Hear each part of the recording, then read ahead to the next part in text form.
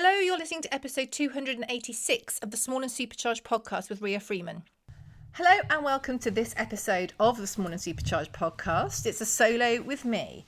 And we're going to talk about trends this week because there are so many trends about on social media, in marketing, in everything that we do as a brand or business or influencer.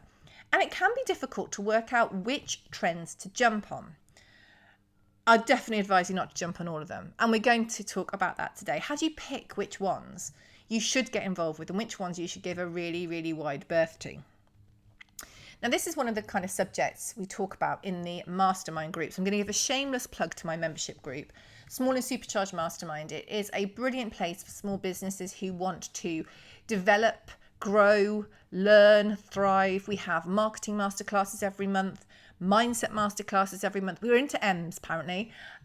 We have social media training, social media critiques, opportunities, weekly lives, all sorts of stuff going on in there. So if you are interested in growing, developing and thriving within your business, do head on over to riafreemanpr.co.uk, and at the top of the website you will see Small and Supercharged Mastermind and you can fill in a form there. I'd love to have you as part of the group. It'd be great to see you in there. But let's get back to trends. I was speaking to someone a few weeks ago and they said, what trends do I need to jump on? What is going on at the moment? And the thing is, it's not actually about what's going on at the moment, because there are loads of things going on at the moment that you don't want to touch with a barge pole, depending on who you are. So I kind of thought about what things we need to look for when we are deciding whether to get involved with trends for our brand and business. Because we can enjoy trends from a spectator point of view, but that doesn't mean we want to get on board with them. Now, I know that on certain social media platforms, TikTok particularly, lip syncing and dancing were a huge trend, and they are still a trend. You know, you do still see a lot of lip syncing going on and some dancing. I mean, who can forget blinding lights in the... That's what it's called, isn't it? Blinding lights? I'm not going to sing. Is it called? I think it's called that. Anyway, during COVID, when everyone was dancing around, like I love that. I love watching it. And I do enjoy watching those things, but that doesn't mean I'm going to do it for my brand. Not because I'm too stuffy or because I don't have any coordination. That's actually the truth. But because it doesn't really align with who I'm trying to appeal to for target audience, and dancing around isn't really my thing. Now, if that's you, you go for it. But a good trend doesn't necessarily mean we all have to jump on board with it. So the first thing I wanted to look at today is about alignment. Because some trends will work really, really well for your brand and your business. And you'll be able to look at them and go, yeah, I can completely get how that works for me, that works for my audience. And I can think of some really good relevant ideas that can tap into that trend. That's awesome. There's a really good one at the moment that I'm very, very tempted by that says I'm a chef, so of course I'm not a chef. Or I'm a journalist, so of course I'm not one of those either. And it's really quite fun. So you could have, what could we go for? I'm a small business owner, so of course I work all the hours in the day.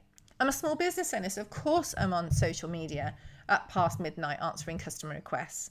I'm a social media owner, so of course I'm trying what I produce. And it's quite fun, and it allows you to show aspects of the kind of behind the scenes, but in a quite a fun way. Really like that. So those kind of trends, I think, work for pretty much everybody because they align with anyone's core values based on how they fill in the gaps. I think that's great. But you need to always have in mind when you're thinking about trends, your audience and who you want to appeal to. So the trend I've just described, I genuinely think would work for everybody. I can't think of somebody it wouldn't work for. But there are other trends that, no, they wouldn't work for everybody. And actually, it could make people kind of question who you are based on the values that you've been promoting through your other platforms. Then if you did something completely crazy, then people would think, hang on, that wasn't quite it. So, for example, some of the trends that we see are really fun. They're fun, they're jolly, they're a bit crazy, they're a bit quirky, they are not serious, they're a bit, I want to say goofy. I feel like that is the right word. But they're not serious, quite casual. If you are a solicitor, an accountant, somebody that has got a highly professional job, you don't want to be jumping on a trend that could make you look less professional, because that isn't what you've been going for. That isn't what you've been trying to achieve through everything you've done so far. Now, that doesn't mean that every trend that you jump on as a solicitor and accountant has to be absolutely straight-laced. Like the one we've talked about with the I'm a X, of course I, would work really well for you because you can change it around. But perhaps, I don't know, dancing dressed up in Halloween gear on Halloween to, I don't know, Michael Jackson's Thriller. I'm literally thinking on my feet here. That possibly isn't the right one for you. You know, you don't want people to think you are less professional because of the trends you decide to jump on in the hope that you might go viral or it might increase your reach. Because whenever we look to get involved with trends, it is to increase our reach. It's to get in front of more people. But we need to do that in a way that doesn't alienate our current audience and our actual audience, or else it's completely counterintuitive. When you do jump on a trend and your content does go viral, it is brilliant for reach. It is brilliant to get in front of people. But the chances are that all the people it gets in front of are not going to be your target audience, because that's just the nature of virality. It just doesn't work like that. When it starts to gather momentum, it gets shown to more and more and more people, which is brilliant for reach. But it's not doesn't always directly correlate to business and to a success in business.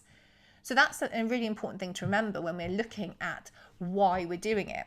We're posting on social media, we're creating marketing, we're promoting ourselves to appeal to our target audience, to grow our customer base.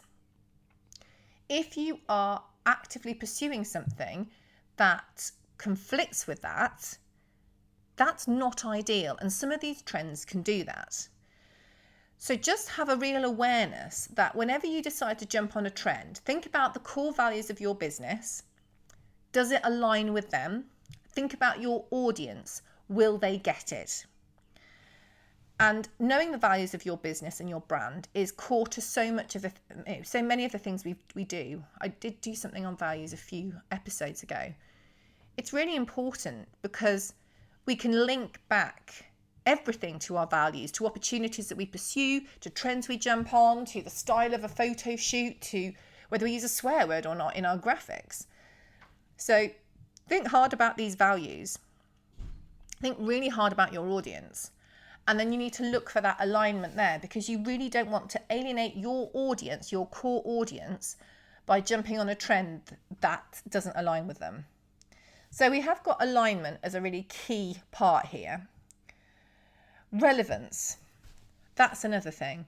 Now, with trends, they're not always hyper relevant to every brand and business, and that's fine, because some will be and some won't be. If it's not relevant, but there are still links, you can understand the alignment, your customers might enjoy it, that can be quite fun. So going back to some of the dance trends that were on during COVID, although they might not have been relevant to your brand and business, they could have worked because they were relevant to the moment. They were relevant to coronavirus, people at home. So that could have worked on the relevance scale. And because of the lens that we were all viewing the world through at that time, it possibly wouldn't have had a negative impact on your current audience or damaged the alignment. Obviously, I don't know who you are as you're listening to me, so it's very difficult to say it definitely wouldn't have done. But I think the trends that happened during the lockdowns a lot of people jumped on because it was something to do, it brought light to people, it was just a bit different. And I think those kind of trends, you probably got away with a bit more. But now, I think we need to be very careful because that's not the world we're living in. That's not the way that people are viewing our content. So alignment, relevance, kind of alignment with values as well as with our audience, and in line with our brand as well. So you know your brand's core values, what's important to your brand. So if, for example, we've gone back to the highly professional person, whatever profession you're in, this could be, your solicitors, your accountants, it could be a physio, it could be people that have worked very hard to become very well known, very well regarded. If you're doing something absolutely crazy, does that fit your brand? When we think about social media content, we look at like the words that we use, whether they are the right kind of terminology, whether we use technical terminology or not. And that is part of the kind of brand picture that we make up. And this applies to viral trends as well. Is it in line with your brand? Does it help your brand? Or does it hinder? And anything that hinders, I would really consider giving a wide berth. You don't want to be jumping on a trend, jumping on something fun and of now, and have it hurt the brand that you've worked on for years and years, because that's just massively counterproductive. So by all means, jump on trends. By all means. But make sure they're the right trends for you. When it comes to finding trends, you can do this through the tools within the different platforms. You can do it by using the different platforms and looking at what kind of content the people that you follow or the people whose content you are being served as part of the way that the algorithm works are jumping on. You can look for trending audios and see what people are doing with those trending audios. You can get lots of inspiration that way. But always make sure it's right for you and your brand. Don't feel the pressure to jump on something because it will erode the work you've done, and there's no need for that. Jumping on a trend can be really good for reach, exposure, and all these things. But it can also be very detrimental to your current audience if what you've done doesn't align at all with you and what you've worked really hard for. So that is my thought for the day. Which trends should you jump on? I'd love your thoughts. Are there any trends that you've seen that you've thought these are brilliant? Any ones that you've jumped on that have done really well for your brand? Or any ones that you've jumped on that you regret? I would love to know that.